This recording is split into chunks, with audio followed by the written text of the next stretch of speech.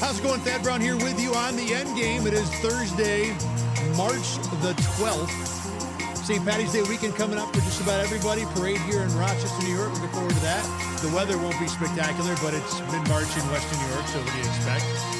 Today we got a lot to get to, as always. The Bills motoring through free agency. They find a new edge rusher. We'll talk all about Bradley Chubb, some of the other moves the Bills have made, why it's not time for the fan base to panic just yet. And we're going to try and get into later on the World Baseball Classic and the apparent general lack of interest Team USA has in really being a big-time competitor in that event this year. But let's start with the Bills and free agency and the big move they made yesterday. That was signing Bradley Chubb to a 3-year, $43.5 million deal. So I posted something on Instagram and TikTok last night. You can check me out there at ThadBrown7.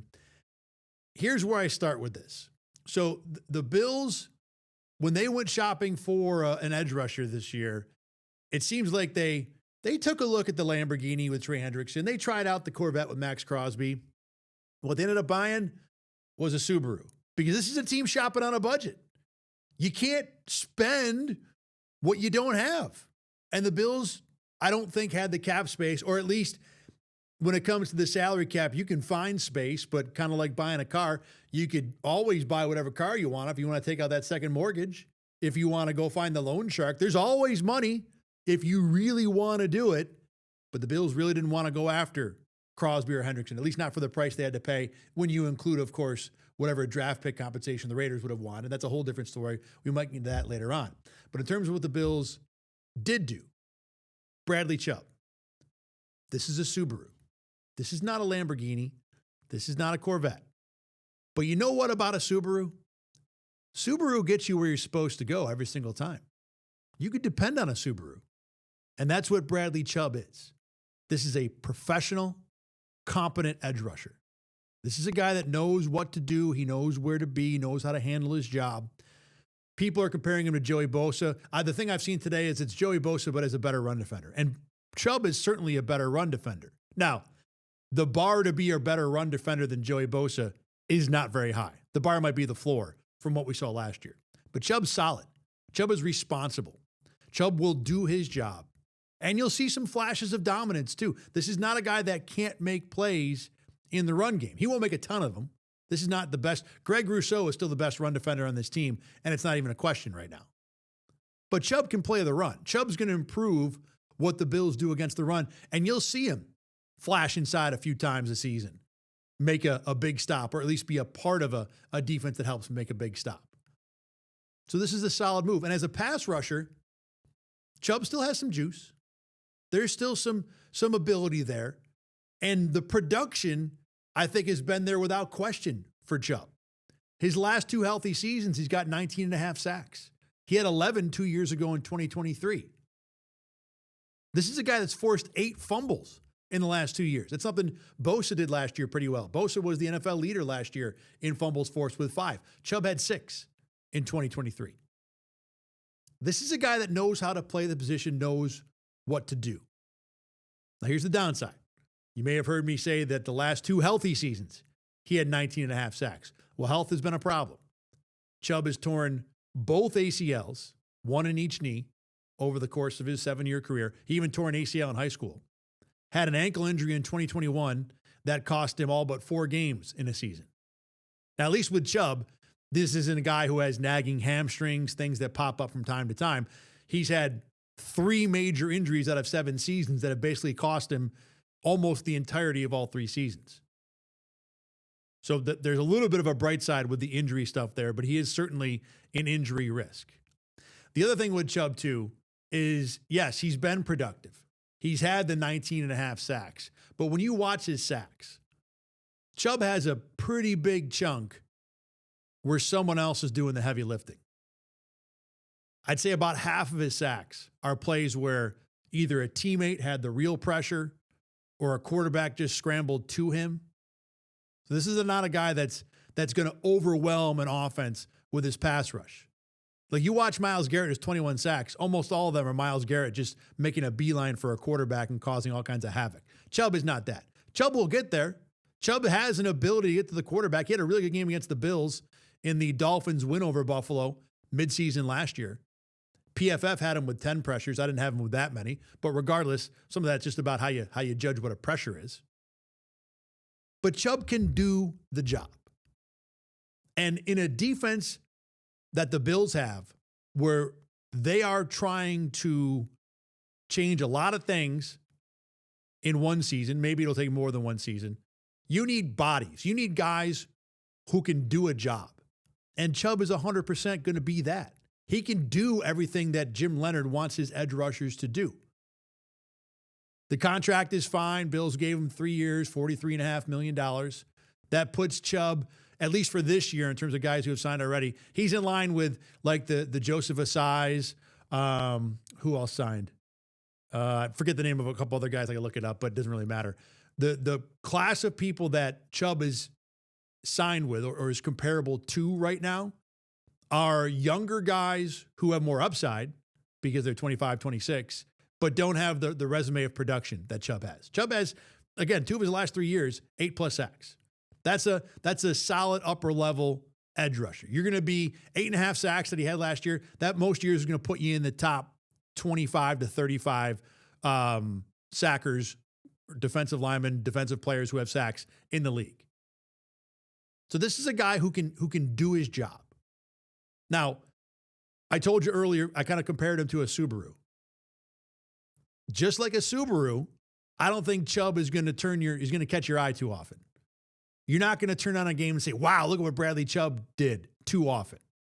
But you're also not going to turn on a game and say, what happened? Oh, Bradley Chubb, and he screwed that play up. You're not going to see that either. The guy knows what to do. He knows how to be a professional. He knows how to operate in this 3-4 defense. That's what he's coming from for the most part. He's going to be solid. And for a team on a budget, this is a pretty reasonable signing. And I think this is where the Bills are going to have to live this offseason, kind of working through a budget, trying to make it happen with less salary cap room than everybody else. Again, if the Bills want to go out and chase a big fish, there are maneuvers to do it, but all those maneuvers come with consequences. So the way the Bills are operating this year so far, they're trying to make do with the space they have, and Chubb fits into that space. I've thought most of the year that the offseason approach for the Bills should be quantity over quality. You're not going to go out and sign that elite player, that one elite player to overhaul your team. It can work. But I think going with more bodies and trying to attack in waves is kind of the best method. And that kind of leads me into my next point here. I know Bills fans have kind of seen how Buffalo's operated in free agency so far and are very much kind of questioning everything about it. This is not, I think, what the plan was for many Bills fans. I don't know that a number of them wanted the Bills to land Trey Hendrickson. That obviously can't happen. He's in Baltimore now. They wanted the Bills to land A.J. Brown. He hasn't been traded. I don't think he will. They wanted the Bills to land Max Crosby. That was a whole fiasco, but Buffalo got outbid for that. So I get that fans had a vision for the offseason. And not only has those big fish been caught, been bagged somewhere else, but the Bills haven't really done much of anything. Outside of Bradley Chubb, it's DJ Moore and D. Alford so far, and some bit pieces, backups and punters and kickers and that kind of thing. And fans are getting frustrated. Fans are wondering what the heck's going on. Brandon Beane, the guy who got promoted, who certainly is under a little more pressure and scrutiny than he has been previously, is suddenly taking a few arrows from fans. The thing I will say to that is, it is still so early in the offseason process. We are in day 3 of free agency. Officially, it's really day 2 because, of course, Monday and Tuesday are legal tampering days. But we are, day 4. If Monday is day 1, this is day 4. Regardless, it is ridiculously early in the offseason. I know the Bills have a number of needs. You probably could use more help on the defensive line, even after signing Bradley Chubb. They have questions that need to be answered at linebacker. They certainly have an open position at safety. They probably could use another wide receiver at some point down the road. Are they going to let Alec Anderson be the guard, or are they going to find another veteran to play in that spot? So, yeah, there are a number of needs the Bills have. They don't have to fill them all with the best guy at every position. Most teams don't. You're not going to have the money or the cap space or the willingness to burn all of your offseason assets on the best player at every position. You're going to have to be reasonable about what you pick and what you do when it comes to the offseason. And so far, the Bills have not solved every problem, but you don't need 5 guys either for that. You only need 1. There are still safeties out there. Jaquan Brisker is a nice name at safety. There are still defensive linemen out there. People want to go after Sebastian Joseph Day. He'd be a solid addition. There are still linebackers out there. There are still guards out there if the Bills want to go that route as well. So this is not something that the Bills have to fix right away with the number 1 player at every spot. You have options. You have different players that can be solutions for you on this team. And not only that, there's obviously a draft coming up. The Bills right now have, I think it's 7 picks. Let's see, they have a 1 and a 3. Been a lot of changes lately, obviously. A 4, a 5, and 2 6s. So 6 picks I think they have right now. Regardless, the Bills are going to grab a few more players in April as well. And the first round pick and the third round pick, I think, are reasonable guys that think you can have impacts from them pretty quickly. It might not happen, especially for everybody after the first round pick. There is time. There is plenty of opportunity and options for the Bills. Maybe not plenty, but there's enough. The Bills will find somebody to be their safety. The Bills will find someone to be their linebacker. The Bills will find someone to be their guard. Don't assess where the Bills are at in their offseason build, what this roster is going to look like. The thing that matters is what this roster looks like in week 1. And I know it sounds like GM cliche when Brandon Beane says this offseason's not over, that we're still looking. We're still trying to always improve this roster. The Bills have a number of different times found guys way after the 3rd day of free agency that have solved problems. Shaq Thompson and Brandon Cooks last year. And I know those solutions have not added up to a Super Bowl yet, but the point is, judge the offseason at least wait until training camp. Wait until we roll back into Fisher to see what this roster looks like. And really, you judge the team in week 1 when you get to week 1. You project about the season when you get to week 1 because there's still time. There might be trades and things that happen at the end of training camp. That's when the offseason needs to be assessed. It is way too soon to be bent out of shape about things the Bills haven't done. Trades are going to happen later on in the year. Guys will get moved at the draft or close to the draft. We're not anywhere close to where we need to be assessing what Brandon Beane has done, how good a job he's doing. Yeah, I know it's frustrating that there's not a lot of work being done right now. But the only picture that matters is the picture of this Bills roster when we get to September. And today is March the 12th. So you have a solid 6 months. I think it's actually almost exactly 6 months until the Bills play a real game that matters. There is plenty of time for this team to figure out all the questions they want to answer, to address all their needs. And no team is going to have the best player at every position. You're not going to, if you need a guard and a safety and a linebacker and a defensive lineman, you're not going to get player number 1 at every spot. You can't afford to. That's what the salary cap is made for. And even then, you don't need anything less than Herb Brooks to remind you that the best player at every spot isn't always the best team. It's on the Bills to find the thing that fits them the best. Obviously, you got to solve these issues, but there is still plenty of time for that. And for fans to be bent out of shape and to feel like the season, the offseason's going down the tubes because Brandon Beane has only signed 2 guys of note since the beginning of free agency is ridiculously exaggerated. There is time. There is opportunity, and the Bills will be able to figure out where they want to go from here. I talked a little bit about Bradley Chubb and the plan at edge, right? So one of the things I wanted to research as the Bills were, kind of flirting with Trey Hendrickson and Max Crosby reportedly. Certainly Crosby, they apparently were in on the trade, had an offer to the Raiders that got outbid by Baltimore. I wanted to see how much that elite edge guy would make a difference when it comes to winning a championship. And I was kind of surprised to discover that the really good edges, the best players at that position or the best producers of that position, they really don't win championships enough. So here's the number. Over the last 14 years, only once has a Super Bowl champion had an edge rusher that was in the top 10 of sacks. And that was Von Miller back in 2015, I think it was, whenever the Broncos won a Super Bowl then. That's the only time a top-level edge has won a Super Bowl since 2012. It's a lot of years. It's a pretty big sample, right? On the flip side, 8 of the last 14 champions have had their best rusher outside of the top 25. Now, when I'm talking about edge rusher, I mean just the edge guys. I'm not talking about the necessarily the best pass rusher, because Chris Jones and Aaron Donald are interior pass rushers that obviously have both won Super Bowls in the last few years. Chris Jones has won more than one. Now, Chris Jones wasn't always top 10 those years, but he was at least once.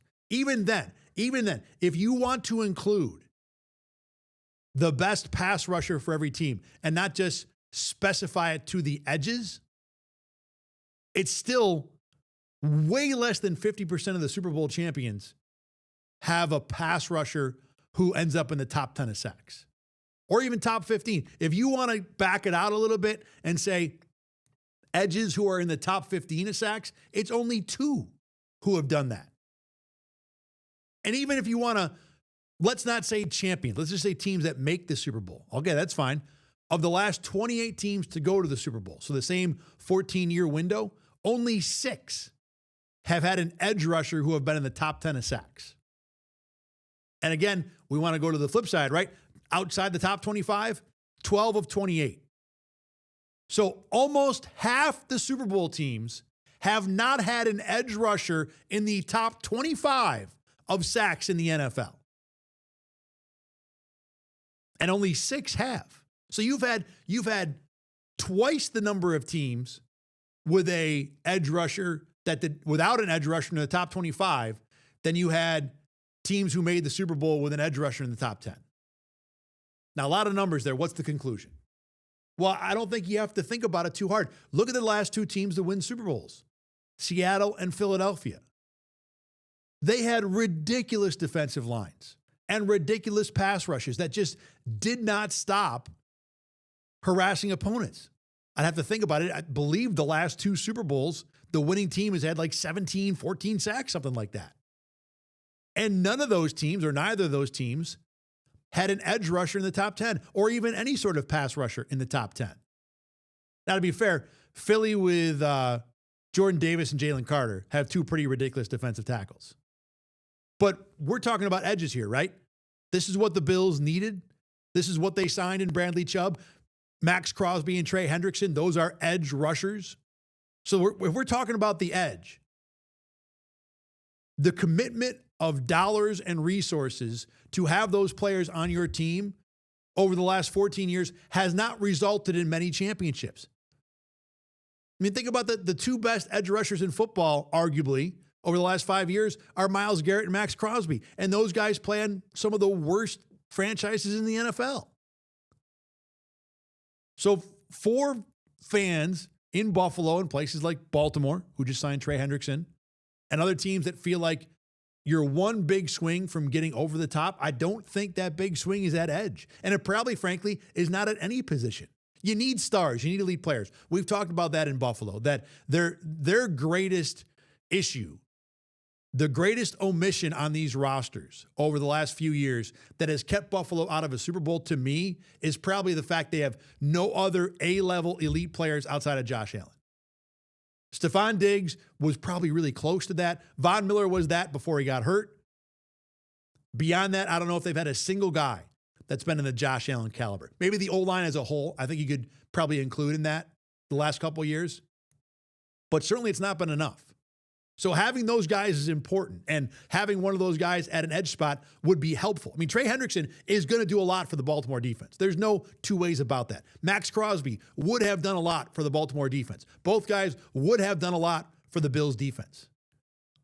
But when you commit the amount of resources it takes to have one of those guys on a contract after their rookie year, I think it's logical to believe that is taking away so much from the rest of your roster that it does not equate to a championship.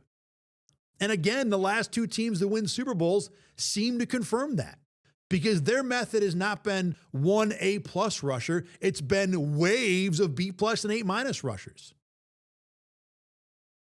So for the fans out there who wanted Buffalo to chase Trey Hendrickson, to chase Max Crosby, Hendrickson, by the way, on the wrong side of 30 already, both guys with some injury questions at the very least. I know the Max Crosby thing it seems like Baltimore, played dirty there. But regardless, Crosby is coming off meniscus surgery. Going after that one guy does not seem to be the right answer. Spreading those resources out among multiple pretty good guys has been the better solution, the better formula for championships recently in the NFL. So that the Bills doing the Bradley Chubb move. Yeah, it might be a Subaru, not a Lamborghini. But man, if you have 7 Subarus, you're doing okay. And I don't think the Bills have that right now. You look at what they have in the front 7, what they're going to bring with a pass rush right now. And again, the offseason's not over. But to look at what the Bills have, Greg Rousseau, solid plus pass rusher. Ed Oliver, solid maybe plus pass rusher. Bradley Chubb, solid maybe plus and a half pass rusher. I think Greg Rousseau might be a little better than Chubb, but there's a debate there for sure. Michael Hoyt, whenever he comes back healthy. Now, if he was healthy, I think there's some juice there. This year, first year coming off an Achilles, that might not be a guy that you can count on for it, but there's a potential there. Deion Walker, nice first year as a rookie, has I think a short runway to where you'd expect him or believe him to potentially be a plus pass rusher. TJ Sanders was a second-round pick. It wouldn't be a ridiculous thing if he ended up as a plus pass rusher. So I think the Bills are at least on the right path to developing this. To do it this season, you're going to ask a lot, because you're going to ask Greg Rousseau not to have a down year. I think you might even need Greg Rousseau to play a little bit better than he did last year. You need Ed Oliver to continue to play at the level he's been at and not get hurt. You need Bradley Chubb, who's going to be 30 this year, to not start to go the other way on his career. And I don't think he will. Pass rushers don't age that quickly. But again, you need that to happen. More importantly, you need Deion Walker to take another step forward. You need TJ Sanders to take maybe 2 steps forward. You need Michael Hoyt to come back healthy enough to be able to play at the level he was before. And remember, for everybody out there who thinks Michael Hoyt is some ridiculous edge rusher or some impact defensive player, he's a nice, versatile piece. But he was never a great defensive player with the Rams. He's a fantastic jack of all trades to have on your team.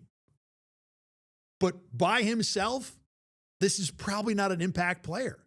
And there was very little we saw last year. I know he didn't play hardly at all.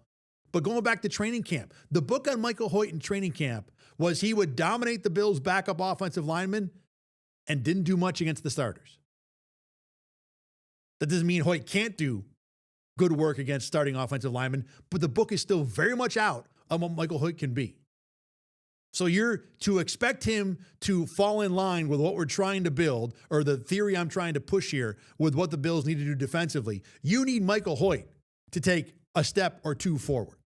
It's a lot of guys that you're counting on in upper level outcome, a high-end outcome from what they could be this year. Now, the Bills could easily spend their first-round pick on that edge rusher, and now you've got another option there, or another some sort of defensive lineman, another option that could be dangerous in this pass rush. So I think the Bills are on the right path. But if you want to compare them to Seattle or Philly, there might be 50 or 60% of the way there at best. They've got a ways to go. And this team may not need to get to 100% of Seattle or Philly to win a championship because you got that Josh Allen guy. And the offense is pretty good. And one would think with DJ Moore, it should get a little bit better this year as well. So you don't need to build the whole thing if you're Buffalo. But I think going back to the whole point of this discussion, chasing the one elite guy, I don't think was ever the right answer for Buffalo. And whether Brandon Beane is doing it because this was the plan, or Brandon Beane is doing it because he tried to chase Max Crosby and just couldn't hit, or maybe, the smart thing is at some level, those elite guys are worth it, right? If the Raiders said to the Bills, we'll give you Max Crosby for a 4th-round pick and a 7, you do that in a heartbeat. Yeah, sure, it's the big-time edge rusher, but you're not committing that many resources to it. So there's some world out there where you can grab Max Crosby and still be able to have resources to go elsewhere. Now, obviously, in the real world, that ain't going to happen because the Raiders aren't giving you Max Crosby for peanuts. From what the Bills had available, I do believe this is the correct path they're going down. They haven't done a whole lot of it. Bradley Chubb is just one piece. But I think if you can perhaps find one other defensive lineman that you can feel good about as a depth add, you probably need to get improvements from one of Deion Walker or TJ Sanders. If you get the same Deion Walker and TJ Sanders as the Bills got last year, then I think you're probably going to end up with a pass rush that's still not very much of a threat. Unless Bradley Chubb or Rousseau just have career seasons. And or Ed Oliver plays at the ridiculous upper level we've seen from him consistently next year. Yeah, put it this way. If TJ Sanders and Deion Walker both play the same level that you had last year, then you need something very, very high-end result from one of your veterans up front. So I think you need a rookie to develop. I think you need to add another piece. And I think you need at least one or two of the other pieces that you have around the Walker-Sanders combo to really have a big year, to where we start talking about this Bills pass rush as a threat, as something that teams walk into a game and are concerned about. Right now, it's solid. Right now, I think if you told me you got 17 games next year out of Rousseau, Oliver, Walker, and Bradley Chubb, and I'm not even going to talk about Michael Hoyt, because, again, even if you get 17 games from Hoyt, I think it's reasonable to assume he won't be at 100% year one of a big injury. If you get 17 games from those 4 guys, I think this Bills pass rush will be enough of a threat to where this is a reasonable Super Bowl contender. I'll put it this way. It doesn't get you beat in the postseason because the Bills defensive line, I don't remember what the number is, but the last few playoff losses, the Bills defensive line has 0 sacks. That might just be edge rushers. Regardless, the Bills have not gotten enough from the front 4 over the last few years in their playoff losses. One of the reasons why they lost those games. This group right now, if it's all healthy when we get to January, is better and will be better. Enough to get them over the top? Maybe, but certainly closer. And I think, again, this build for what Brandon Beane is doing certainly makes a ton of sense. One more point I want to get to here before we take a break. So the Bills do have a new backup quarterback. I think we talked earlier in the week about Mitch Trubisky being gone and what do you do? The Bills went out and signed Kyle Allen, one of Josh Allen's good buddies, back in town again, ready to chum it up with Joshy in the quarterback room. Here's the thing with the backup quarterback situation. And I know a number of fans talked about, maybe with me on social media and in other places, the lack of interest they seem to have with the backup quarterback. In other words, it's just not that big a deal to most people. And I can understand that because the need for a backup quarterback probably falls in the smallest window. You need linebackers because they're going to play every game. You need a kicker because they're going to kick every week. You need offensive linemen because you want Josh Allen to stay healthy, even if you have to go to a backup. With the quarterback, if Josh Allen is going to miss 12, 13 games, the season's probably over anyway. It doesn't matter who your backup quarterback is. So then the question becomes, what is the number of games to where not having a backup quarterback really matters? Because if Josh Allen misses one game, that ain't a big deal either. You can get by with one game. So what number are we talking about to where if Josh Allen is gone, the Bills as an organization or their fans will be thinking, I really wish we had a backup quarterback. And I think you fall probably between like 2 or 3 and 8 games. Because if Josh is going to be out 10, it's hard to imagine another backup quarterback that can carry it. So I get the idea that the fan reaction to backup quarterbacks is, why do we care? Why are we committing resources there? Because the situation where we're going to need one is so unlikely. Obviously, like we just talked about defensive line. One of the reasons why it makes sense to have a ton of defensive linemen is because if you end up losing a guy for a season, if you get what happens to Ed Oliver last year to Greg Rousseau, well, now you need somebody else to pick up the slack. So having multiple guys there makes a lot of sense. At quarterback, it's not the same thing. But there is a world between, like I said, I think the number is between 2 and maybe 8 games to where you would need a backup.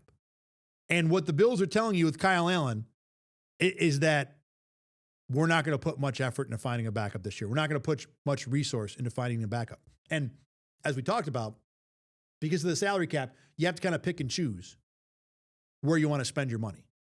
And if the Bills' choice is to not spending it on a backup quarterback, I get that.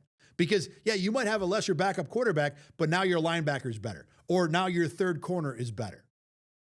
Or now your third receiver is better. And that's a reasonable choice that any organization can make. But the Bills are leaving themselves hanging right here. Because if you do have Josh Allen miss 6 games and you had Mitch Trubisky in, I think it's reasonable that you could expect Mitch Trubisky to go 3-3, 4-2 in those 6 games. With Kyle Allen, we're probably talking about 1-5, 2-4. And as we've seen, those 1 or 2 wins might not cost you a playoff spot, but it might be the difference between winning and losing the division. And Bills fans, I don't think, will forget anytime soon that New England finished 1 game ahead of Buffalo, and as it turned out, they had a ridiculously easy path through the AFC playoffs, while the Bills got bounced by a healthy Denver team.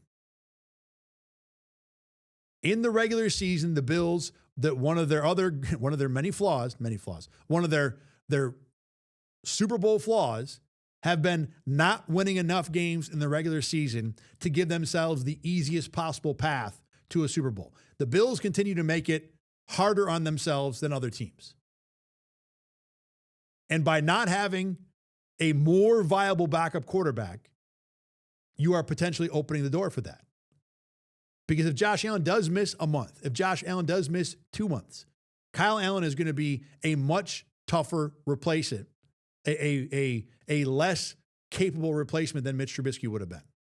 And yeah, it might only be 1 or 2 wins, but 1 or 2 wins can be the whole season.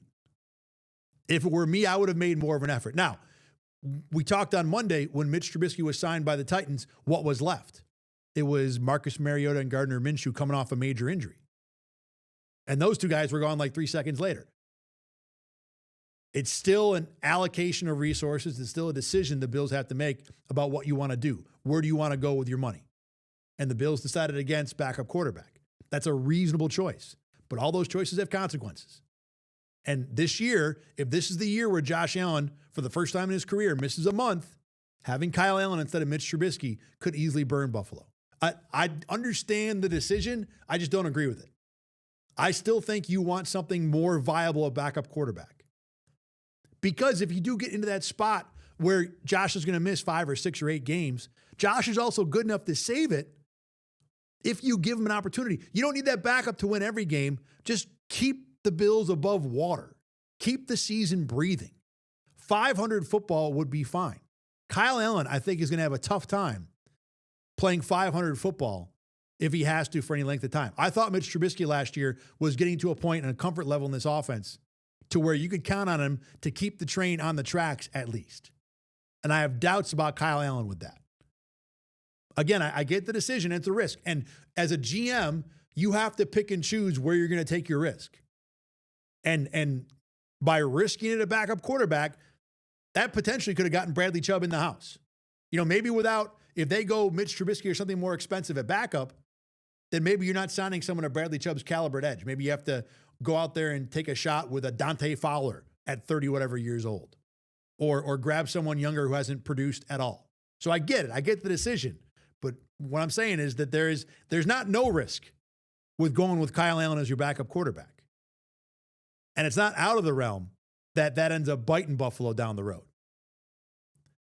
All right, let's take a break. When we come back here, talk a little more about the Bills. What do they do next at receiver? Because just because you got DJ Moore doesn't mean you're done. They really don't even have a full receiving room right now.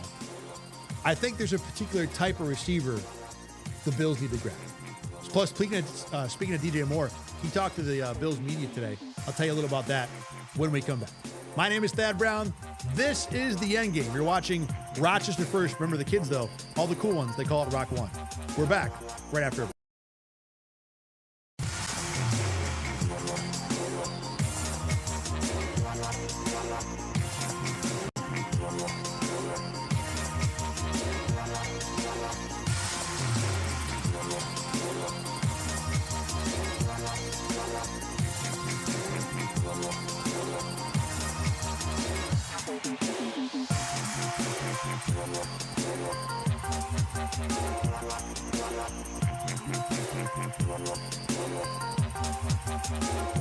Thad Brown back here with you on the Endgame here on a Thursday.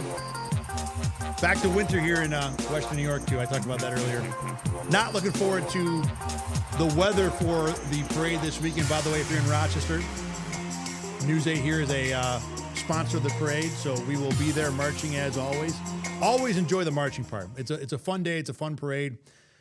We all here in the station who do this every year talk about the desire for something better than 35 degrees, which is what it looks like it's going to be on Saturday. We'll still have a good time. We'll be bundled up. We understand how it works. But nicer weather would be nicer for sure, right? So maybe we'll catch a little break and it'll be a little warmer than expected.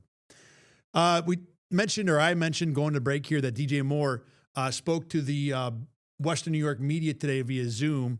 And got to say, pretty laid back, easygoing guy, certainly very comfortable in his skin. You can tell someone who's 29, who's been the top receiver multiple times, multiple different places, knows how to go about it, knows how to handle himself.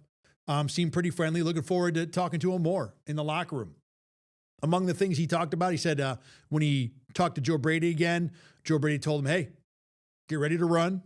I don't know exactly what that means, but I think Joe Brady talked last year about wanting his receivers to be able to do everything that a receiver is asked of. So I think DJ Moore will be running some clear out routes occasionally, even though he's the number one receiver.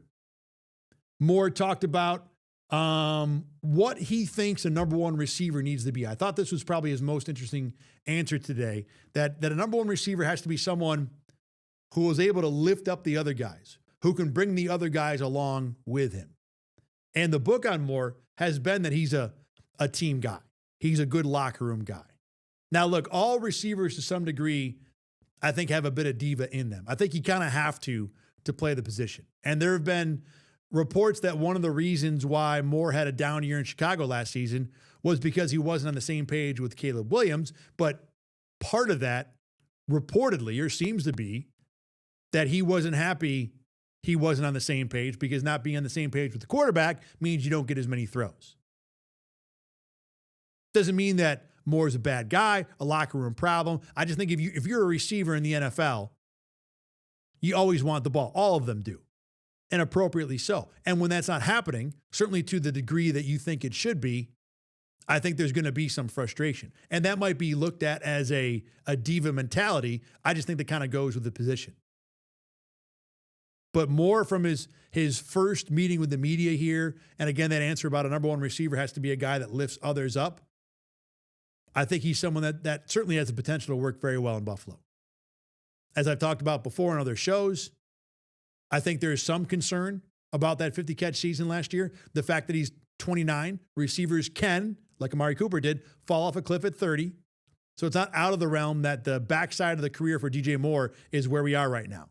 I still think he can very much be a solid, dependable number one receiver. I think DJ Moore as a number one is similar to what Bradley Chubb is as an edge rusher. He's a professional. He's going to do the job. You can count on him, but I don't think he's elite. I think DJ Moore has a better chance to be an elite option or an elite impact player than Bradley Chubb does.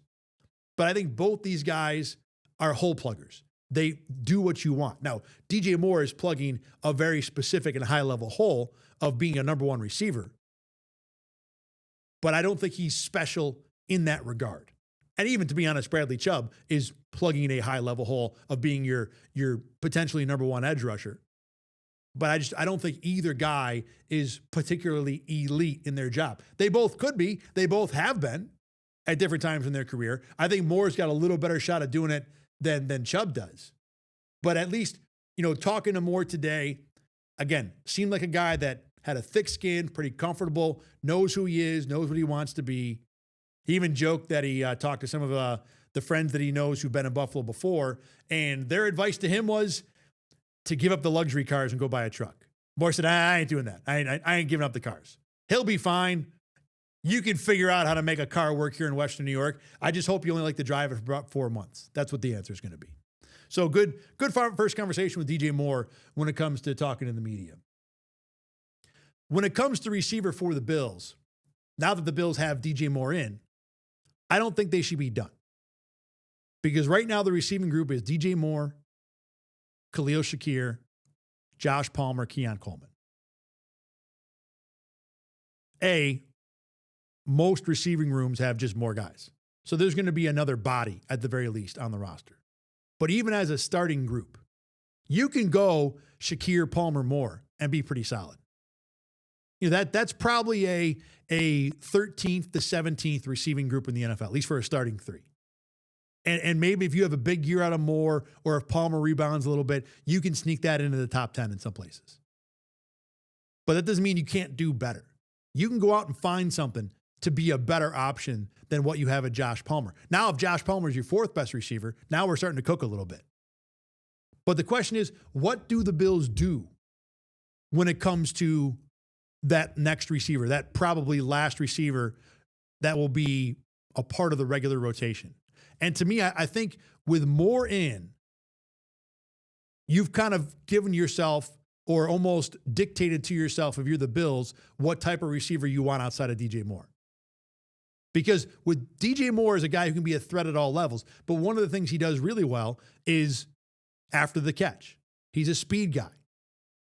He's not Tyreek Hill or something, or Deebo Samuel in his prime, but he's an after-the-catch threat. DJ Moore is a threat everywhere. That's one of the best things about him. He's a threat down the field, he's a threat intermediate, and he's a threat short and after the catch.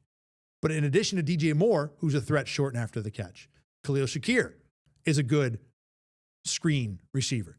Dalton Kincaid as a tight end is a pretty adept catch-and-run type receiver. Do the Bills need another one of those? I think there's a good argument that they don't. I think that the preference here, if you're Buffalo, is you want to move away from that receiver type and find something that will balance the room out a little more skill set wise. So if you're thinking draft pick, which is what I think they should do, and the Bills could go out and sign another free agent. And to be honest, from a low level, let's have a body in the room, even if we're just protecting ourselves depth wise, that would make some sense.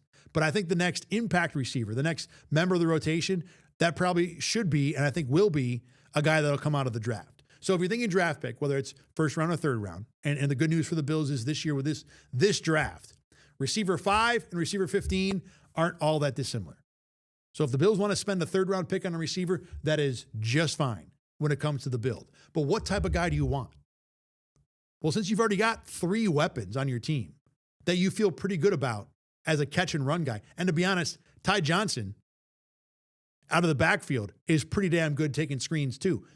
I think that if I'm Buffalo, I want a more bigger body down the field option.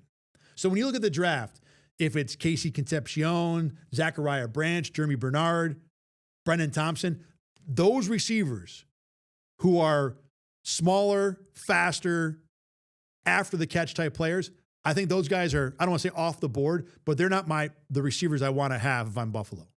The guys I want to have are more like a Denzel Boston, Chris Brazell, Malachi Fields. The 6'3", 6'4", run down the field. We're going to throw it up to you, and you're going to box out a defender for a 30-yard catch. That, to me, is the type of receiver that makes the most sense for Buffalo going forward based on how they've already currently built the room. Now, you don't have to go that route. There's a part of me that almost wants to see the Bills go to Casey Concepcion, and we're going to go ultra Joe Brady, baby. We're going to run screens all day long. Everybody could be an option. You never know where you might, We get a screen left, we get a screen right, screen over the middle. You got to watch out because every one of these guys, once I get the ball to them, can go to the house. I think there's a world where you play that. I've talked before about the NFL is known as a copycat league. You know who doesn't win championships too often? Copycats. The teams that win championships are the ones that get copied because they did their own thing. They charted their own course. So maybe the Bills lean into what Joe Brady loves, and he doesn't really love it that much, but people think he does.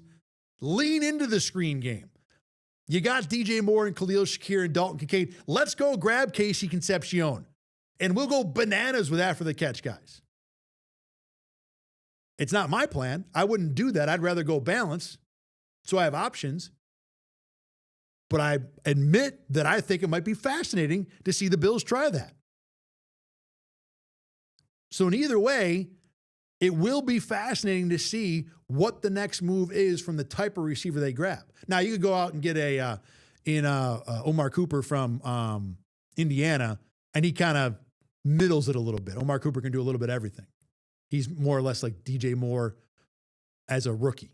As a rookie who needs to develop quite a bit because there ain't a DJ Moore in this draft right now. Not anybody, not even Carnell Tate.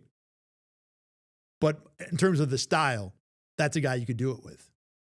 But I think if it were me, I would lean away from Concepcion, Branch, Bernard, Thompson, the smaller, faster guys. I want a big body. You know what I want? I want Keon Coleman, but if it works. That's what I want.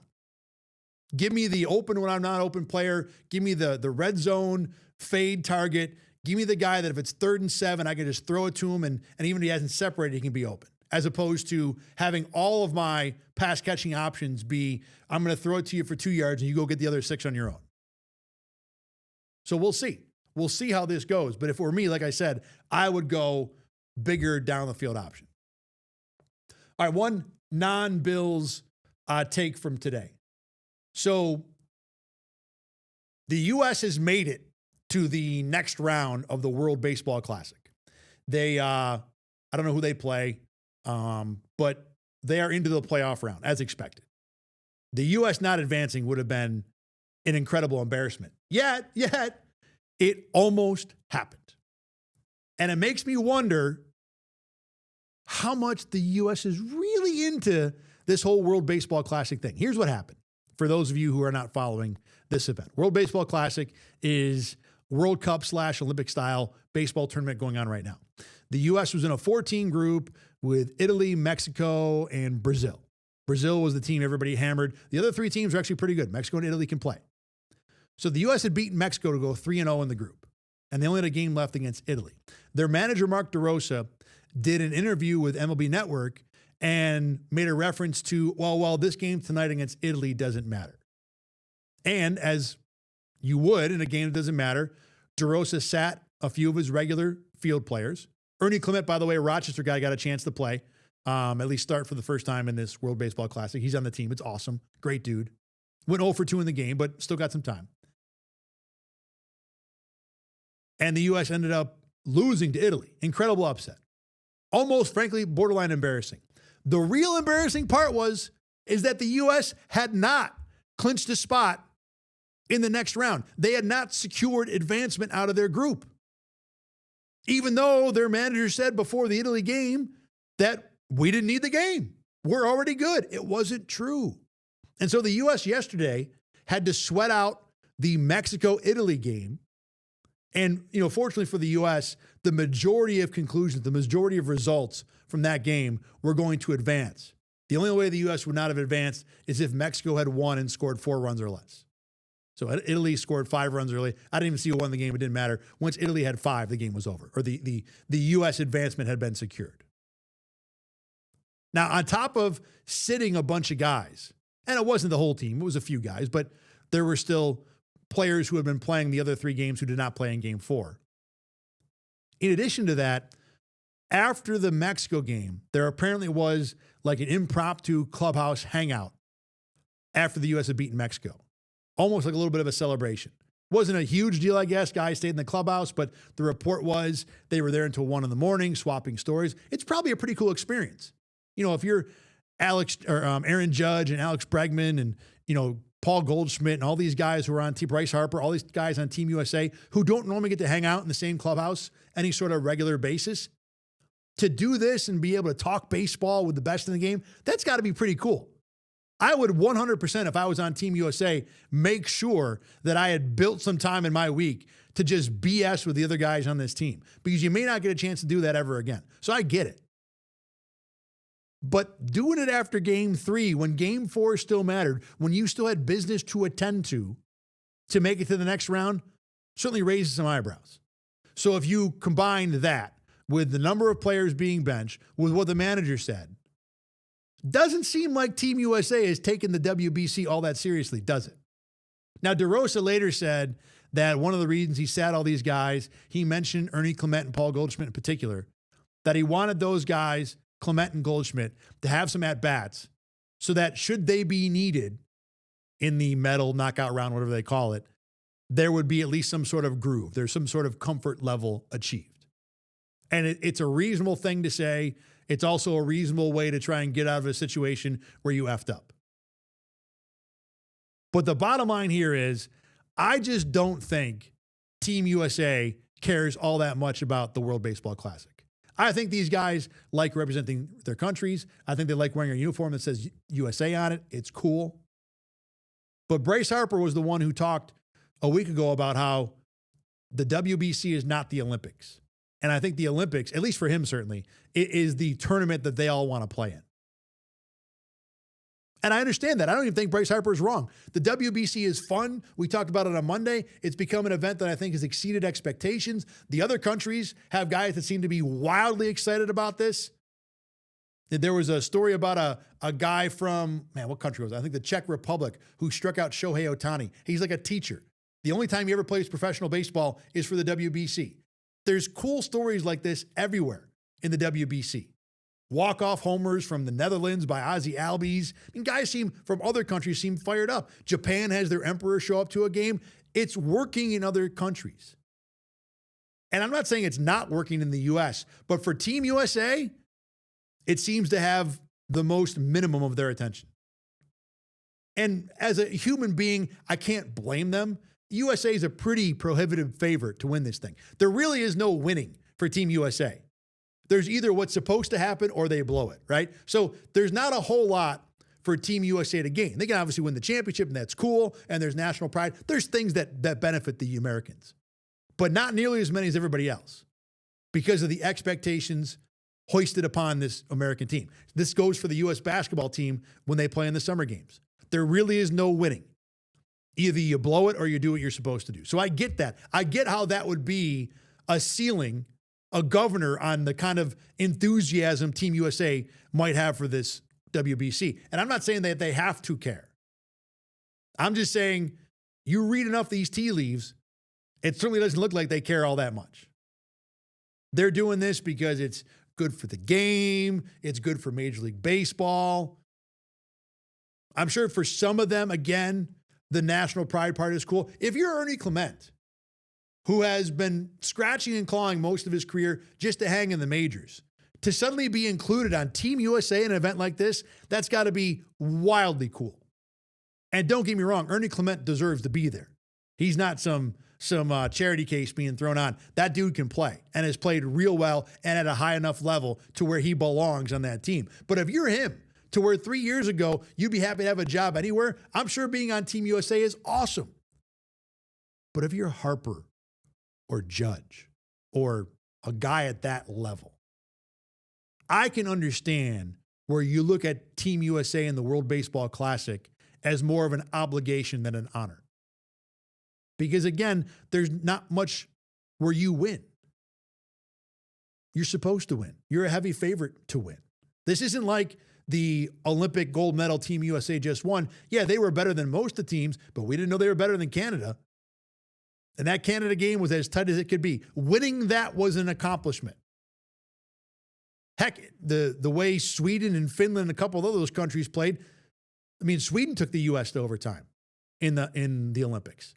So there was no guarantee that Team USA won a gold medal. There was no expectation. There was a hope. There was a belief they could. But winning that gold medal was an accomplishment. It was something to shoot for. It was something that, separate of the gold and the representing Team USA part, was something this team could achieve. Just winning that tournament. And then obviously the gold medal and the Olympic glory and all that stuff is a super big bonus. Well, the WBC doesn't have an Olympic gold medal. It doesn't have the Olympic reputation. And for Team USA, they don't get the benefit of a win there being seen as an accomplishment. So I can understand why a human being playing for Team USA would not be super enthused about this tournament. And the American team and Mark DeRosa, their manager, may try to paper over it and try and talk their way into getting people to believe how much they're into it. And I'm sure they want to win, because losing would not be good. Losing would be a choke. But if you add up the way they had very little attention seemingly to what their actual playoff qualification situation was, combine that with the Bryce Harper comments about, the Olympics is the thing, that the WBC is not the Olympics.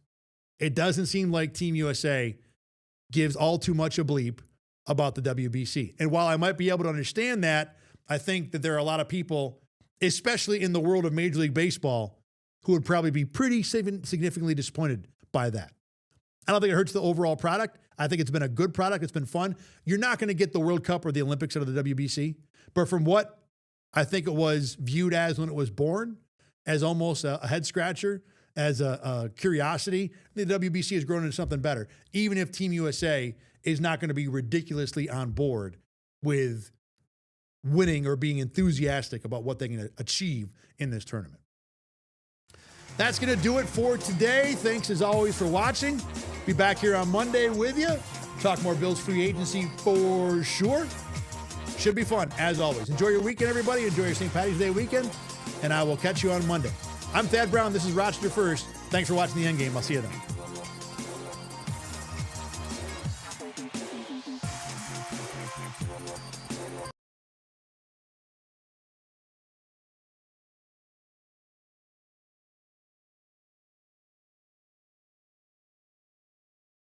Get the Rochester First streaming app today for everything you love from News 8 On Demand, plus exclusive shows you won't see anywhere else. Search ROC and download for free on Roku, Amazon Fire, and Apple TV.